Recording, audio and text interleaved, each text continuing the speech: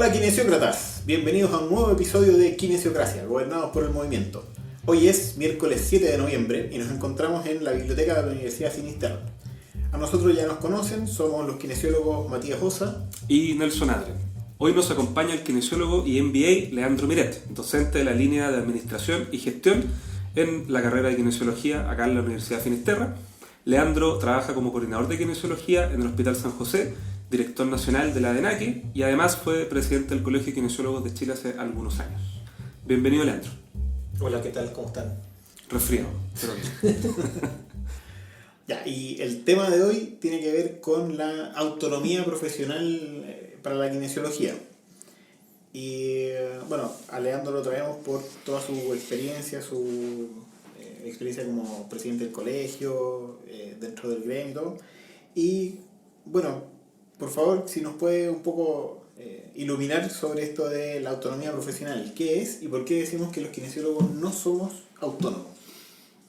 A ver, en el contexto nacional, partiendo por el que no somos autónomos, hoy día el Código Sanitario, que es la normativa máxima, que es la ley que regula las acciones en salud, o que es la ley superior en ámbitos de salud, establece que todo lo que sea realizar diagnóstico, pronóstico y tratamiento en pacientes y consultantes corresponde a la función de médico cirujano.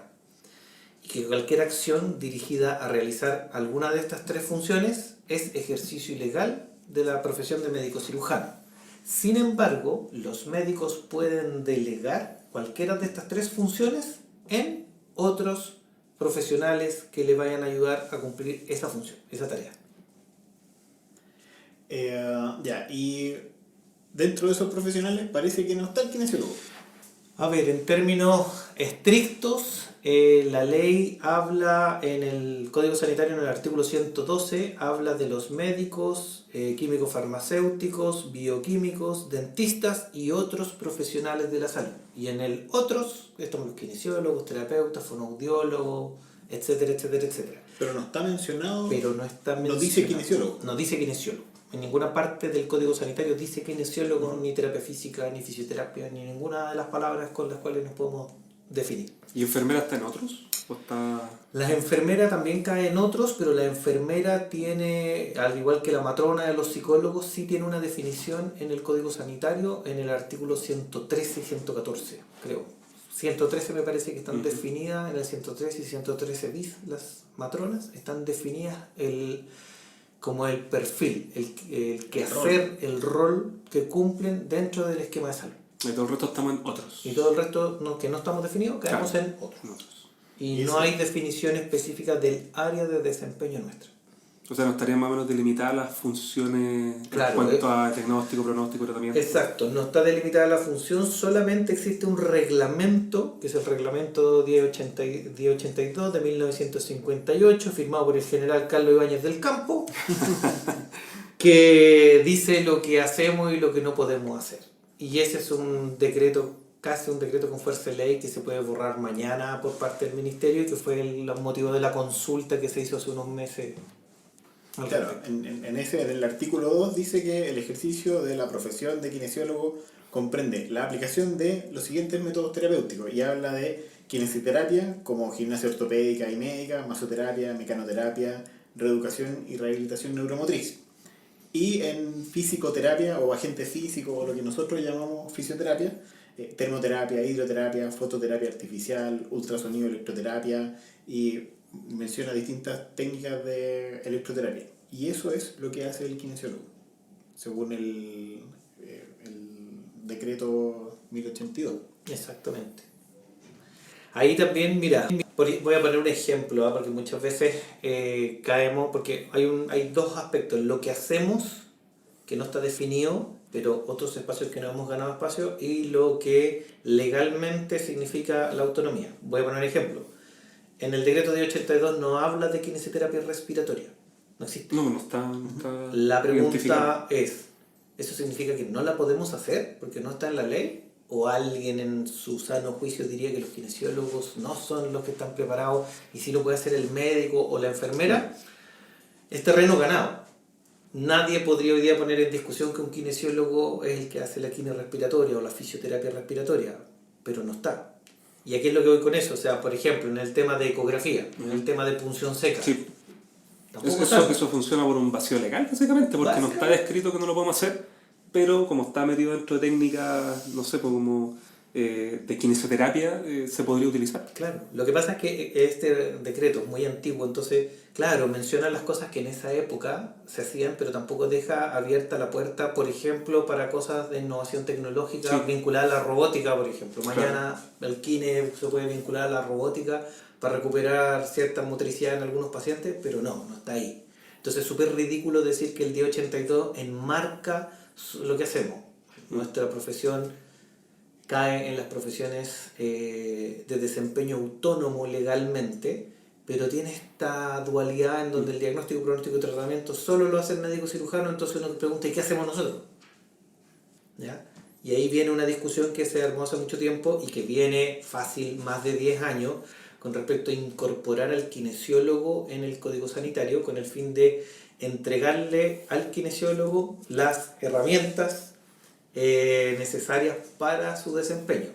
Eso quiere decir, por ejemplo, una propuesta que se hizo hace muchos años por parte de los colegios profesionales es que el artículo 113 dijera es ejercicio ilegal de la profesión de médico cirujano hacer diagnóstico, pronóstico y tratamiento médicos.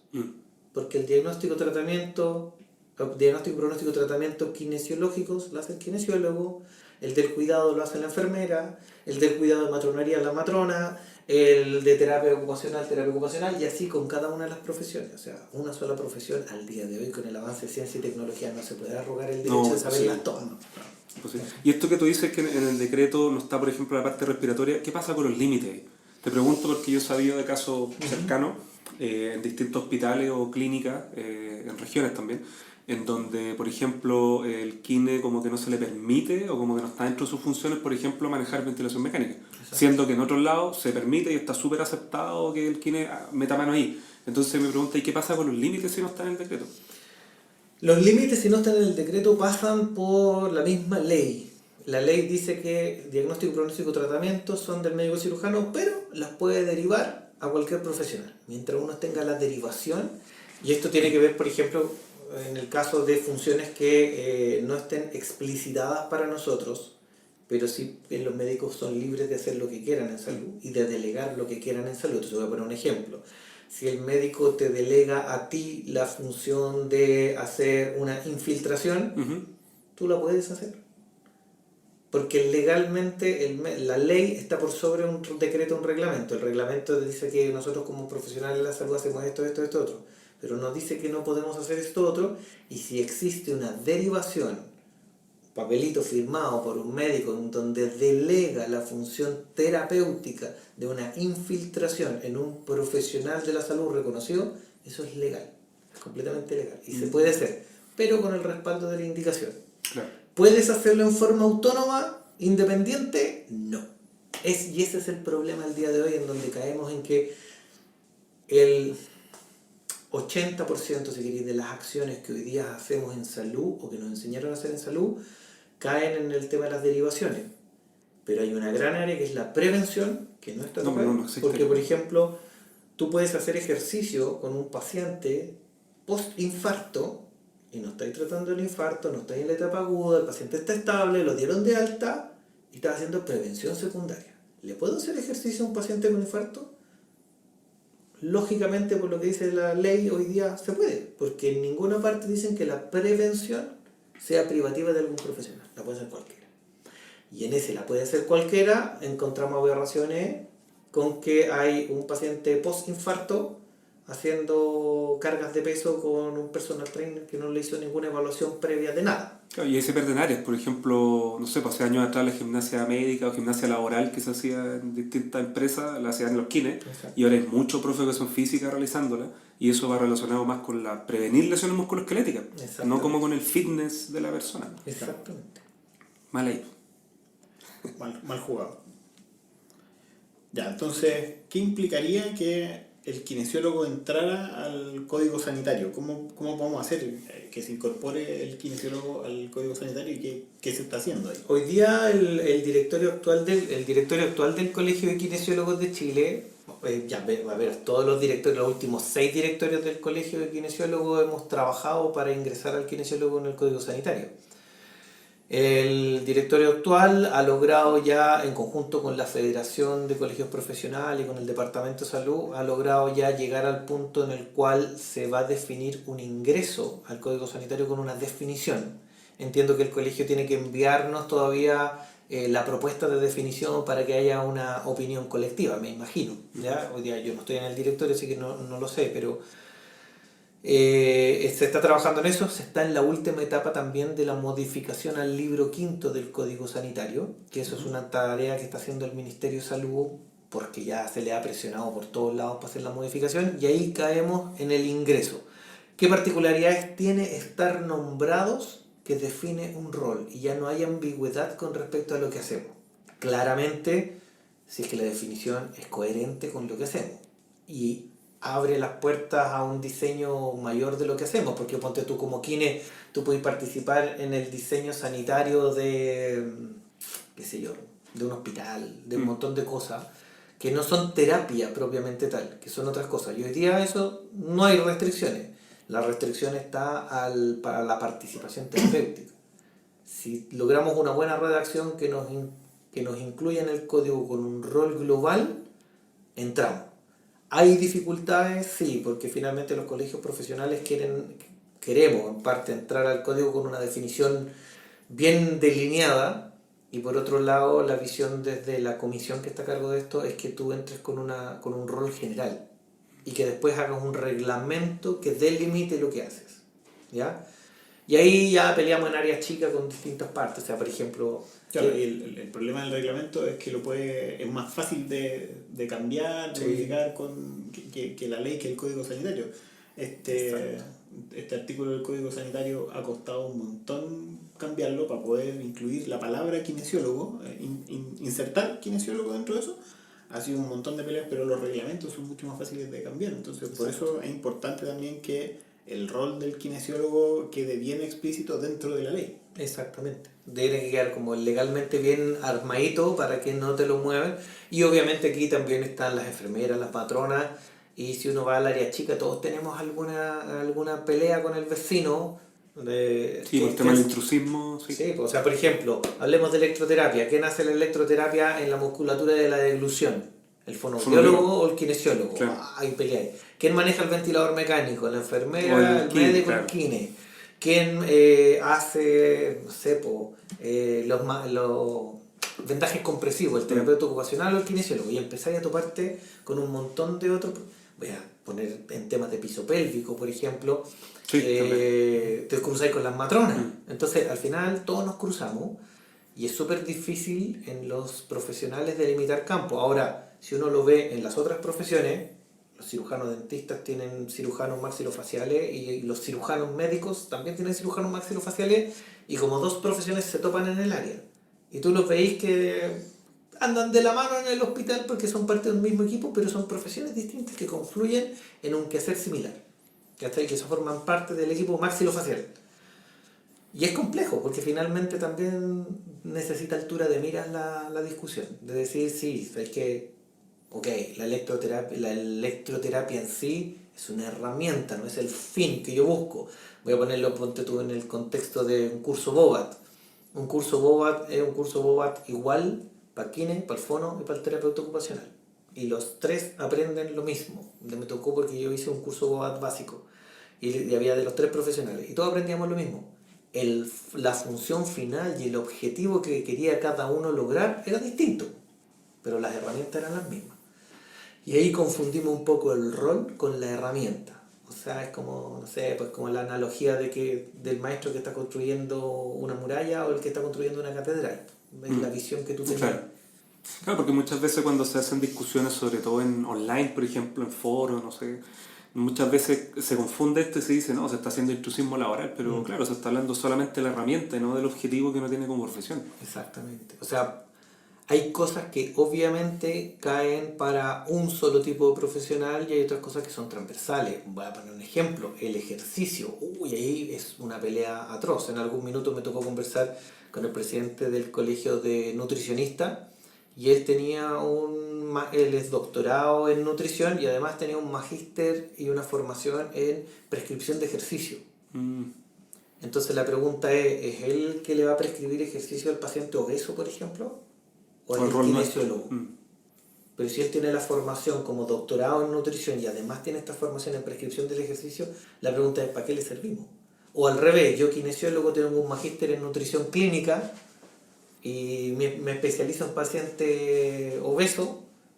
¿Para qué indicaciones de comida? Claro, le doy indicaciones claro. de una pauta nutricional. Claro. Entonces ahí... es que por eso es súper relevante entonces ir a definir bien los límites que tiene cada uno y el rol. Exacto. Sí, es que yo creo que es el rol. Finalmente hay una serie de herramientas que yo creo que uno las puede autodefinir porque de una u otra manera nosotros estudiamos en la universidad porque estudiamos una ciencia que utiliza herramientas que pueden llegar a ser peligrosas.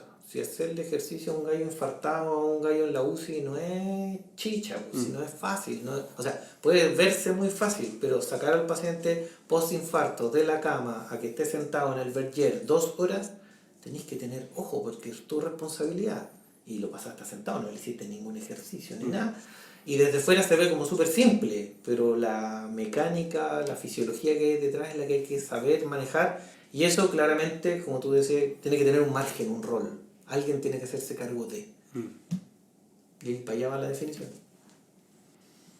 Sí, pues entonces ahí está lo que propone el colegio, como en su comunicado estuve buscando, y qué es lo que quiere agregar como el rol del kinesiólogo. ¿Ya? Y dice textualmente, los servicios profesionales del kinesiólogo comprenden la promoción de estilos de vida saludable, la prevención, la valoración, la prehabilitación, la rehabilitación y el manejo de los deterioros y disfunciones que generan las diferentes condiciones de salud que limiten el movimiento y la función. Para ello, realizará el diagnóstico, pronóstico kinesiológico y ejecutará el tratamiento a través de la aplicación de métodos propios y transversales como son el movimiento y ejercicio para la salud, entrenamiento neuromuscular, sensitivo, vestibular, cardiorrespiratorio y otros, cuidados cardiorrespiratorios, ahí ya sí está explícito lo del respiratorio, outros neuromusculares y otros, terapias manuales e instrumentales a través de agentes físicos en diferentes formas, ayudas técnicas, órtesis, sistemas compresivos y de vendaje, servicios de educación y consultoría a comunidades, personas o familias con el fin de solucionar problemas relacionados o derivados de alteraciones del movimiento y análisis ergonómico de puestos de trabajo. Y dice que corresponde al profesional kinesiólogo la gestión del movimiento y la función a lo largo de todo el ciclo vital, en cualquier condición de salud, velando por la mejor administración de los recursos de asistencia para la persona y su entorno. Eso es lo que propone como definición del rol de el kinesiólogo para incorporarlo en el artículo 113 que describe la profesión. De hecho, toda esa definición, porque yo conozco a un par de personas que están trabajando en la comisión, no como parte del colegio, sino que están dentro de la comisión, ya es como que no. Es demasiado para poner en una ley que defina. Entonces, probablemente va a salir algo como lo que el reglón Filant, que dice, corresponde al kinesiólogo la gestión del movimiento y función a lo largo del ciclo vital en cualquier condición de salud, bla, bla, bla, bla, como que algo así. Y a partir de eso hacer un reglamento que defina claro. a fondo. Entonces ponte tú, no sé, pues herramientas como la punción seca, las terapias manuales de alta velocidad, la terapia manual instrumental, van más por un reglamento que por una definición en la ley. ¿Cachai? Y eso, pucha, como todo acá, como la contingencia actual, tenemos que estar vivo el ojo porque te pasan cualquier cuchufleta después. De hecho, si uno lo mira, y no es por desmerecer a las colegas matronas, pero ponte tú cuando estábamos discutiendo la incorporación de los procedimientos FONASA, las matronas se autodefinieron como terapistas ventilatorias. Y dentro de las prestaciones exclusivas de FONASA para las matronas, ellas propusieron terapia ventilatoria. Así lo pusieron. Por eso, y lo pusieron porque las matronas trabajan en neonatología, por ejemplo, y en la neonatología hacen terapia respiratoria. Y está la pelea con la enfermera neonatóloga. ¿Ah? Ahí está la pelea con la enfermera neonatóloga. Está la pelea con las enfermeras neonatólogas y todo el cuento. Pero saliendo de la pelea, el único profesional hoy día reconocido por la Asociación Americana de Terapia Respiratoria como terapista respiratorio es el kinesiólogo. Entonces al final como que nosotros pusimos eso y es súper complicado porque claro, son realidades internacionales que confluyen a la nacional y es pelea de área chica en tu caso. Ya, entonces, si nos incorporamos en el código sanitario, mucho se habla ahora de, y se tiende a confundir el concepto de autonomía con el acceso directo y la primera consulta. ¿Ya? Eso es algo que también podríamos ayudar a aclarar un poco dentro de la comunidad. Ya, perfecto. Mira, la WSPT lo que promueve es el acceso directo, más que la primera consulta, que son conceptos que podrían ser distintos. Primera consulta sería una persona que sintió algún síntoma de algo y el primer profesional sanitario al cual le consulta es al kinesiólogo. Eso es como primera consulta, la primera persona. Si tú me preguntas dentro del contexto sanitario público, una persona que se sienta mal por cualquier razón podría llegar a consultarle a cualquiera del árbol colorido de profesionales sanitarios y uno debería saber derivar. Pero eso no significa que yo en esa instancia haga un diagnóstico. Distinto es la autonomía profesional, en donde, muy ligado a eso, efectivamente el paciente llega con una sintomatología, se siente algo distinto y yo puedo hacer una evaluación y determinar si efectivamente el paciente tiene alguna condición que sea tratable por mí, pero que subyace otra que sea manejable por otro profesional. Voy a poner un ejemplo. Un paciente que tú identificaste diabético, porque tenía ahí un glucotest y que de repente viene porque X razón, lumbago, identificaste, y el paciente es diabético. Y tú en tu encuesta sanitaria habitual de consulta le preguntas y no se controló nunca. ¿Cachai? Y no se controló nunca. ¿Vamos a ser nosotros quien maneje como de primera consulta esa diabetes? No, porque no es nuestra competencia. Nuestra competencia en ese contexto sería tomar el paciente, identificar que puede existir una condición de alteración metabólica y derivar al médico tratante de manera urgente para su manejo, suspender transitoriamente mi intervención porque identifiqué algo que es superior a mi manejo y esperar que el médico le dé el vamos, controle, maneje esa diabetes y de ahí seguimos nosotros. ¿Está? Entonces una cosa es ser autónomo y poder definir que en mi campo de acción yo puedo tomar decisiones, y otra cosa es ser de primera consulta y hacerme cargo de cosas que no me corresponden. Es súper fina la discusión, pero de repente caemos en, y de hecho los mismos médicos caen en este tema, de discutir cosas que son indiscutibles. Por ejemplo, me acuerdo que en algún minuto un médico decía, oye, puede ser que el paciente vaya a ejercicios con el kinesiólogo y esté con un tumor de tobillo y el kinesiólogo lo está tratando por un E15 porque tiene un dolor. Sí, toda la razón, puede haber ese error. Y ese error lo puede tener un paciente yendo al gimnasio, cargando peso, no haciendo nada, y puede ser que el médico general no se dé cuenta que tiene un tumor en el tobillo y lo manda al kine. Si esos errores pueden existir. Lo que pasa es que ahí, si bien yo creo que tenemos las competencias para hacernos cargo de lo nuestro, creo que nos falta el tema de diagnóstico diferencial, que es una etapa que hay que avanzar en la formación profesional, en donde nosotros podamos identificar banderas rojas, identificar ciertos signos y síntomas que te den una alerta que digan, ¿sabes qué? De aquí para arriba yo no sigo. ¿Por qué? Porque puede haber un problema. ¿Cachai?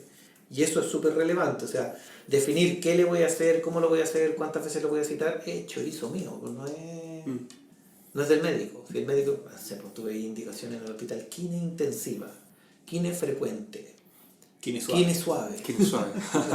Quine motora. Claro, la quine motora, la KTMR, ¿qué es eso? ¿Cachai? Entonces veis una... ¿Por qué? Porque no tienen idea.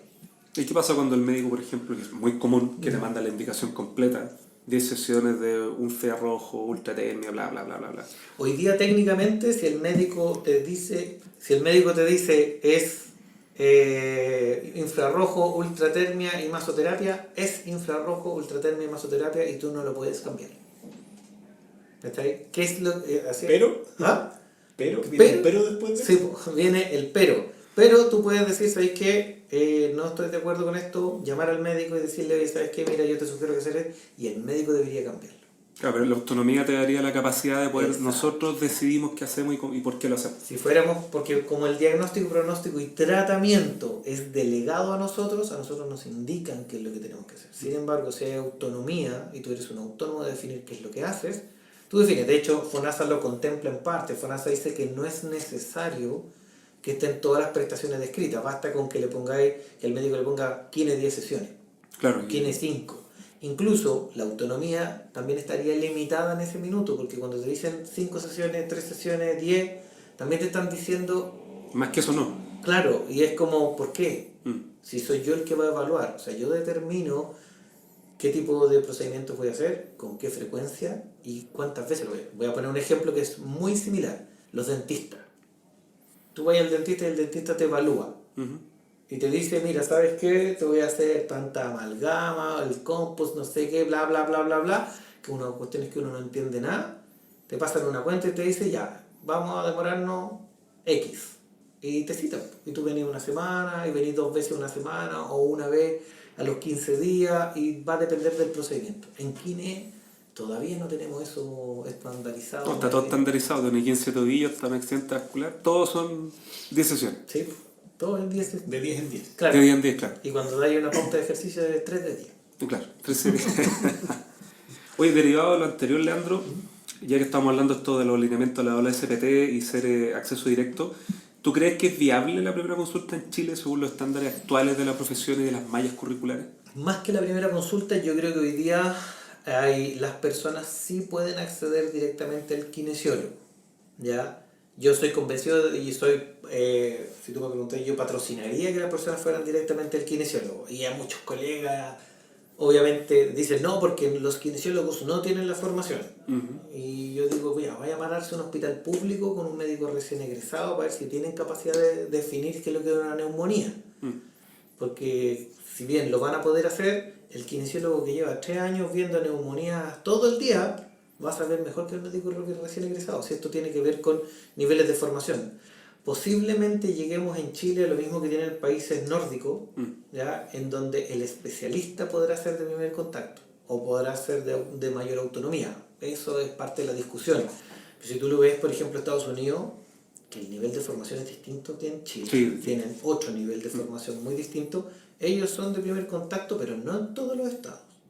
En Australia son de primer contacto o de autónomo, o tienen acceso directo al kinesiólogo las personas desde el año 75, pero claramente es otro el nivel, es otro el perfil de atención. Yo creo que a nosotros nos falta más que el conocer, porque creo que tenemos las herramientas cognitivas suficientes y necesarias. ¿Por qué? ¿Por qué lo digo? Porque finalmente cada vez que a un kinesiólogo le mandan un paciente, el kinesiólogo lo atiende solo. Sí, siempre. Tú no tenés a alguien que te está indicando qué es lo que tienes que hacer para allá y para acá, entonces tú estás solo en la consulta o en el box o en la sala y nadie te está diciendo lo que tienes que hacer y lo haces. Y sea porque tú aprendiste bien o porque aprendiste por ensayo y error en tu desempeño profesional, terminas haciendo bien las cosas y si las haces mal te terminaron echando, esa es la realidad. Pero terminas aprendiendo tú qué hacer en forma adecuada y nadie fue a decirte lo que tenías que hacer. Entonces, en ese contexto, tú sí puedes ser autónomo. ¿Cachai? Lo que falta un poco, yo creo que es el ser, que es hacerse cargo de. O sea, por ejemplo, en los hospitales públicos nosotros, tanto por cantidad de profesionales como por demanda asistencial, no alcanzamos a hacernos cargo, por ejemplo, de todo un servicio. Y decir, ya, ¿sabes qué? Todos los pacientes que ingresan al servicio de medicina, que son 103 camas atendidas por 4 kinesiólogos, en mi hospital, porque hay otros hospitales que es 1 para 100 camas, sabe que todos los pacientes van a ser evaluados con una pauta funcional que va a medir, no sé, por 4 aspectos, los 2 respiratorios, 2 motores, y vamos a definir la acción. Teóricamente lo podríamos hacer, tenemos la herramienta, pero nos falta el hacernos cargo, el recurso humano, etc. ¿Ya? Si tú le preguntas hoy día a un deportista, y tú que trabajas mucho con deportistas, un runner de la calle que es deportista amateur, muchos de ellos no entienden por qué si le duele el tobillo o la banda iliotibial y ya cacha más o menos para dónde va la micro con su dolor, no entiende por qué tiene que ir al médico para que le diga anda al kinesiólogo, si él ya sabe que tiene que ir. No, y de hecho al revés, pues muchas veces uno el que termina diciendo, ¿sabes qué? Tú deberías tomar un examen para descartar algo, anda al médico para tal cosa, ¿cachai? Y van directo a uno. Exactamente. O sea, las personas en la medida que van teniendo más herramientas y conocimiento, efectivamente van tomando mejores decisiones, que es la cosa que sucede hoy día. Pero sí, yo creo que los kines, yo soy partidario de que sí se podría, pero tendría que generar cursos de formación y de especialización que nos lleven a que efectivamente seamos especialistas en un área. Claro. Porque como general, claro, yo me puedo hacer cargo quizás de un paciente con un accidente cerebrovascular, de un bebé con una bronquitis obstructiva, de la epidemiología normal chilena, pero de cosas más complejas o más específicas ya ahí Se sale.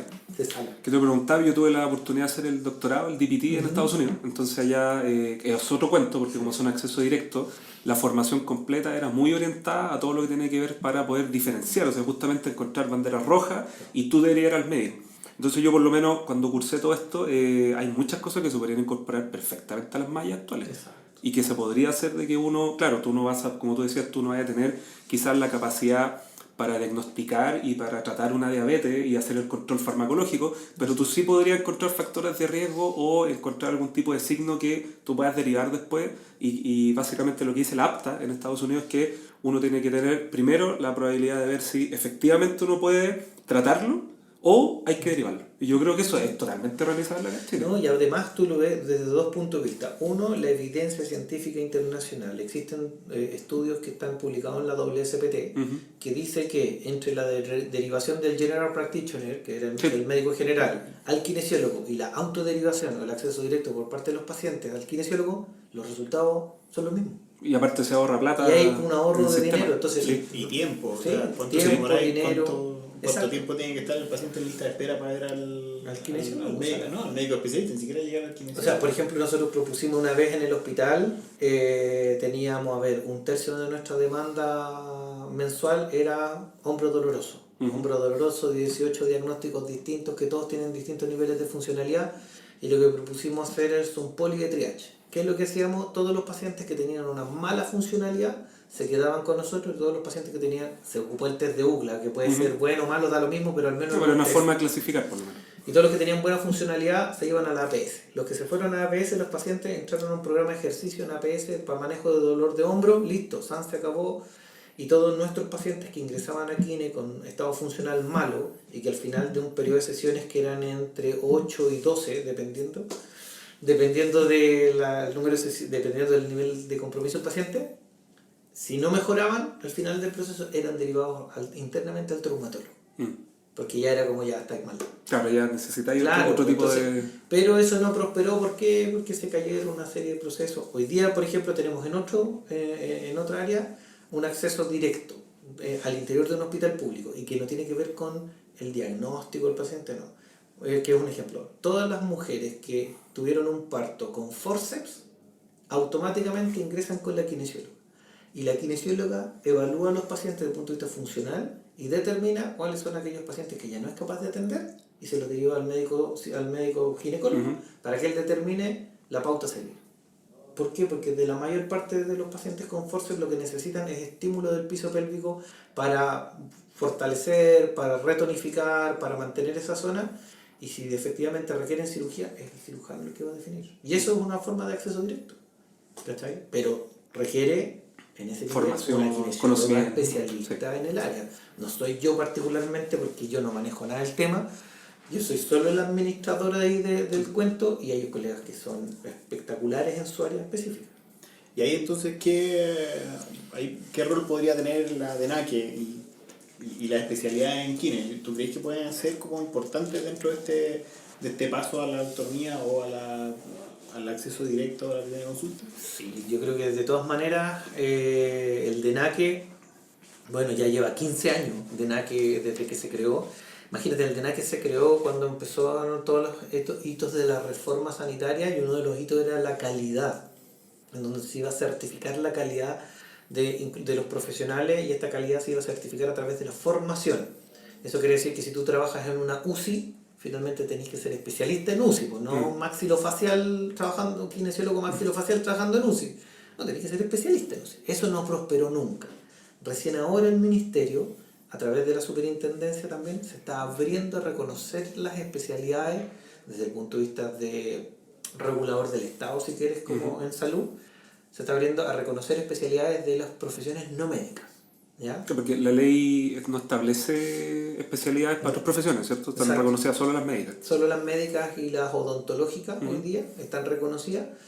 y el resto de las profesiones no tenemos reconocimiento de especialidad. Hoy día recién se está abriendo el tema y ahí al DENACE le toca muy claramente un rol súper protagónico para definir los estándares, que nos pueden gustar o no, pero hay que partir de algún punto de vista. O sea, si tú me preguntas hoy día, las universidades deberían, así como tienen el rol de formar kinesiólogos, deberían tener el rol de empezar a formar cursos de postítulo, de formación, de especialización, para que tengamos kinesiólogos formados. ¿Cachai? Porque finalmente, claro, si yo tengo hoy día 5 años de experiencia profesional, de los cuales 3 años me dediqué a respiratorio y tengo un diploma en el área respiratorio, si suma mi puntaje, creo que vamos a 700 puntos. 700 puntos, sí. Si suma 700 puntos, todos mis antecedentes, soy especialista en respiratorio. Y eso es una forma de reconocer. Otra forma podría ser un programa de 2 años, ¿cachai? De 2 años de formación, en el cual tú dices, ya, soy kinesiólogo respiratorio. Y eso, bien, creo que hay que avanzar hacia ello, y esa línea de formación nos entrega más herramientas para ser autónomos, porque en un contexto global también somos entes de salud pública. La salud pública no como sector público de salud, sino como saludista público desde el punto de vista de evitar o mantener el estado de salud de la población. O sea, una persona que llega mañana donde tú tienes herramientas básicas para contener cosas generales y derivar. Y en nuestras especialidades y en cada uno del desarrollo tener las herramientas específicas para poder manejar esa condición y recuperar y restituir la funcionalidad, en nuestro caso, de los pacientes. Creo yo, eso sí, que las especialidades deberían ser reformadas. Eso te quería preguntar, porque una de las críticas grandes que se hace es que, claro, una persona, como tú dices, puede tener experiencia en el área y es un diplomado, pero ¿qué pasa con una persona que solo en base a cursos o que hizo un magíster en un área, al tiro suma los 700 puntos? O sea, exacto, claramente hay una diferencia importante entre la formación y conocimiento de uno versus el otro. Claro. Hoy día para reconocer una especialidad, lo primero que tiene que tener un kinesiólogo son 5 años de experiencia profesional. ¿Ya? Eso es lo número 1, 5 años de experiencia profesional. De esos 5 años, o sumado a esos 5 años, tú tienes que tener al menos 3 años de jornada completa dedicada a un área. O sea, tú podrías tener 5 años, de los cuales 3 son de exclusividad en un área específica, o 5 años más 3, eso quiere decir 8 de dedicación. Esa es la primera etapa para poder postular. Y en segunda instancia son los antecedentes académicos que tú puedes demostrar que estás formándote o te has formado en esa área específica. Con esas dos herramientas, con esos dos elementos, se reconoce una especialidad. Ahora, yo digo que tiene que ser reformada porque, ponte tú, si tú miras en el contexto, hoy día tenemos especialidad en cardio, especialidad en respiratorio, especialidad en intensivo, y hay muchas que voy a poner el caso, está en el deporte, tenemos piso pélvico y tenemos traumatología y ortopedia. Sin ser experto de ninguna área, yo creo que las 3 tienen un origen común, que es musculoesquelético. Y como primera instancia tú deberías ser kinesiólogo osteomuscular o musculoesquelético, hay que definir el nombre. Pero eso es como primero, como especialista musculoesquelético. Y después tal vez tú eres subespecialista en deporte, en piso pélvico, en maxilofacial, y tienes una subespecialidad. O sea, hoy día los cirujanos son médicos primero, después son cirujanos, y después son cirujanos de tórax. ¿Cachai? O sea, y tenemos que seguir esa misma línea. ¿Sí? ¿Para qué inventar la rueda también con cosas? Pero sería bueno entonces quizás que las universidades agarraran el rol a mediano o largo plazo de crear programas de fellowship o no sé, o de especialización como lo tienen los médicos, porque ellos estudian para la especialidad. Exactamente, o sea, deberíamos avanzar para allá. Y ahí lo tienen, la autonomía profesional. Recuerden que nos encuentran en redes sociales, en Instagram y Twitter, somos @kinesiocracia. También tenemos una fanpage en Facebook que es Kinesiocracia. Tenemos un correo que es kinesiocraciapodcast@gmail.com. Ahí esperamos sus comentarios, preguntas y sugerencias. Visiten nuestra página web, es kinesiocracia.com, donde pueden encontrar enlaces a todos los episodios del podcast, las notas y además también algunos links de interés. Tenemos un blog donde tenemos temas para los kinesiócratas que siempre están abiertos para discusión. Si disfrutan del podcast o del blog, en el mismo blog nos pueden invitar a un café y prometemos no comprar drogas ni armas, algo parecido. Así que para despedir, muchas gracias Leandro por la conversa, todo interesante y yo creo que queda abierta la invitación también para un futuro capítulo. Súper. Eso, y hasta la próxima.